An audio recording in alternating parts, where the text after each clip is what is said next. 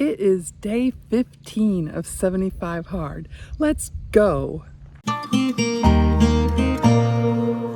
Hey there. I am back out here on my trail in the sunshine. So great. Yesterday was an extremely frustrating day for me. I had a connection that just didn't work, like the employer and the employee. I thought I had the perfect match and it didn't. It blew up. It didn't work, and it crushed me, man. I know I get so high when I make the right match and everyone's happy, but when it falls apart like that, it's the worst, and I feel like I suck, and it was really, really hard. And so it happened at the end of the day. It was like the last thing I did in my day at work. So all the way home, all I kept thinking about was, man, it would be really great to have a cocktail. Yep, and some cake, you know? But I didn't do it. I didn't do it because yesterday was 2 weeks I've been doing 75 hard. And I would rather wake up and respect myself than to have had that cocktail. Today I want to talk about the diet / no cheat meals / no alcohol rule for 75 hard. So you can pick any diet you want, but you have to stick with it. You cannot have a cheat meal. So you got to think about what you're doing before you pick what you're going to pick. For instance, we typically eat a carnivore diet in the house. I feel better that way. It's something we've been doing for probably maybe three years at least by now. And maybe longer. I think I was doing it the last time I did 75 hard too. It's just for me. I feel like my blood sugar's even. I'm not hungry. I get good food. And to me, that's worth everything. We eat whole food, normal food, not processed food, but real food. And we're happy and satisfied. But then there are times like last Saturday when the kids are like, oh yeah, we chose a pizza place to go to. I'm like, oh man, 1 week of 75 hard and you want me to go to a pizza place. So I looked at the menu and they had a Cobb salad. I love Cobb salad. There's not usually enough meat on it. So I ordered the Cobb salad. I asked for hamburger to be put on it because they have hamburger for the pizzas. And it was good. It was delicious. And I felt full and happy and stuff. But if I had said the diet I'm going to choose is carnivore and I couldn't find anything carnivore in that restaurant, I would have broken 75 hard, and by the rules I would have had to start all over again. And with regard to carnivore, we are not religiously ridiculous about it. It makes us feel good. It's the way we eat most of the time, but life happens. And as long as you don't let it be 6 months worth of happening, it's okay, because this is your life. And I have spent way too much of my life with diet issues, which that'll be a whole separate video because there's a lot. I'm not doing that anymore. I just want to be strong and sturdy so that I can grow older healthfully, where I'm strong and I can get up out of my chair by myself. I can walk, because the second you lose your mobility, dude, you have lost yourself, because you have to rely on other people to take you and bring you. And I'm just not doing that. So I encourage you not to do it too. That's one of the reasons why I'm making this video, this YouTube channel. I just want to encourage you guys to really think about that. How do you want to age? So the food portion of 75 hard and really mostly the alcohol portion of 75 hard ends up being the toughest thing for me. The first time I did 75 hard, I was a realtor, as you can witness by my hat that I'm wearing.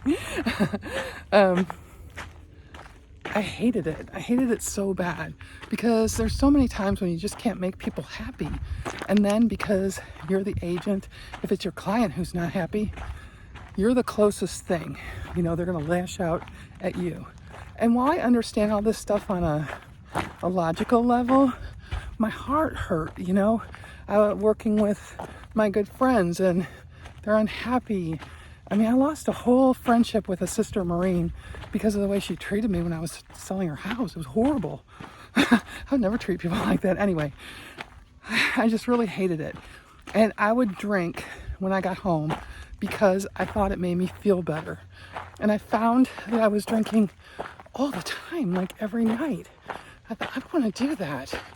You know, I felt like I didn't really have a problem, but I hated myself in the morning, and that is a problem, you know. I don't want to hate myself. So this time, I kind of got to the same point. I have been in staffing for a little over a year now, and I love it. I love it when it's good.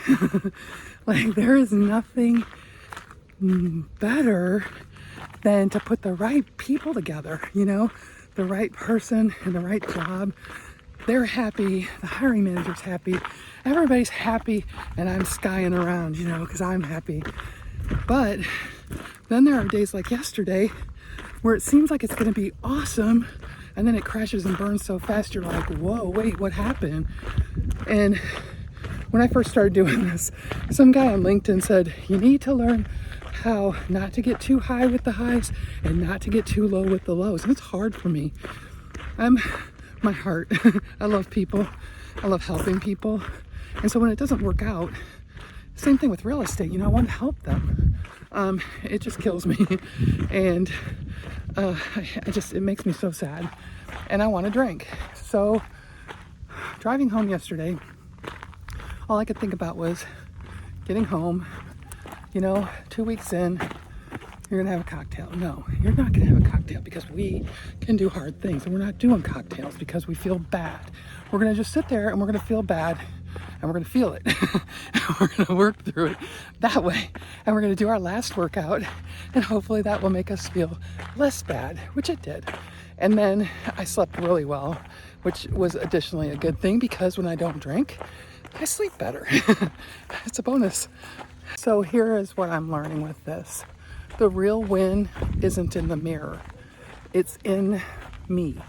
It's in my satisfaction and happiness at showing up for myself and doing what I said I was going to do for me and being a better person all the way around for it. I'm not just checking a box here. I'm changing myself. And I changed myself the last time too, and I'm just not sure. 75 Hard has like a whole live, so it's a whole year plan. Live hard? I don't know what it's called.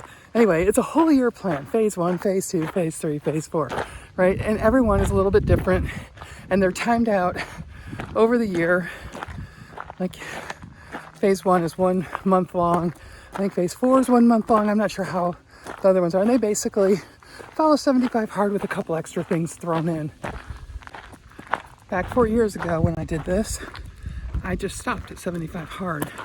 But I'm seeing more and more in reflection the wiseness of doing a whole program, you know? I feel like they've restructured it since I did it the first time. I feel like there was something in there that was just like almost impossible for me to do. I don't see it in the near future after 75 Hard is finished, but I think if you do the whole program every year, then you're going to be on track. You're not going to get so far flung like I did in the past 6 months of just like living it up and partying hardy. You know, you're going to like have some structure and some discipline, which apparently when I'm stressed I need. But I hope to learn through this, not to just jump in that direction. But I'm telling you, I'm being honest with you, so real with you, that yesterday that was the only thought on my mind when I was driving home. So that is what the food portion of 75 Hard is about. You have to choose an eating plan and you follow it. Doesn't matter what it is. It's whatever you think works best for you. You don't have to do carnivore or low carb because I am. It's entirely up to you. Then, no cheat meals, pretty understandable. Can wait 75 days to have a piece of cake, right? Although yesterday. And then stick to diet, no alcohol. No alcohol. Very, very important for me. It's one of the, like I said, the main reason why I thought I needed to do this again, to get this portion of this challenge back on track. Because I work out all the time and I drink a lot of water. I'm a big person, like I said. And books. I love books. So pretty much I do all the other things as a general rule. It was just this section that really got out of whack.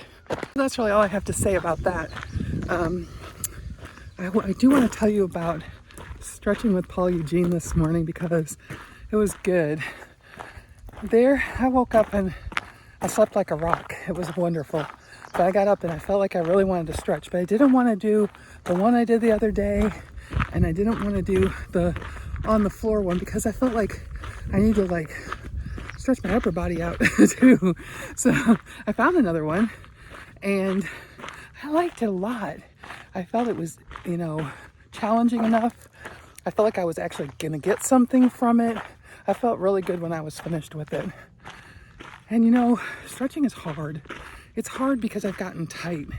And it's one of the promises I made to myself for the summer to work on that so that when we hike in the fall, I've got a bigger step and I can do more things because I'm not as tight. So what I love about Paul Eugene, I've said this before, his spirit, he's just such a great person. I just love his encouraging words while he's guiding you through a workout. He has so many exercise videos on his website. I will link the stretching video I did this morning in the description. And then from there, you can look at everything else he's got. He's got all the things. Rebounding I do with him. He's got just aerobics on the floor. He's got chair aerobics. But none of y'all are going to be in the chair, right? We're getting up. If we can stand up, we're doing it on the floor. Anyway, he's got all different kinds of toughness levels. That's not what I want to say, but difficulty levels. And so you can pick what you want. There's just literally hundreds of videos, maybe more, maybe there's thousands. He's got all the things. And I think you can find something there if you're looking for a good workout. He's great. So that's really all I have for you today. It is Friday and I am super excited for the weekend. I want to know in the comments, if you're doing 75 Hard or contemplating it, which part of the program do you think is going to be the hardest for you? Also, I would love it if you come along with me. I'd like to encourage you. That's what the whole meaning of my channel is to encourage you. Because I believe in this so much that we need to keep moving as we age. And so I'd love it if you would like my videos, subscribe, and come back and see what I'm up to.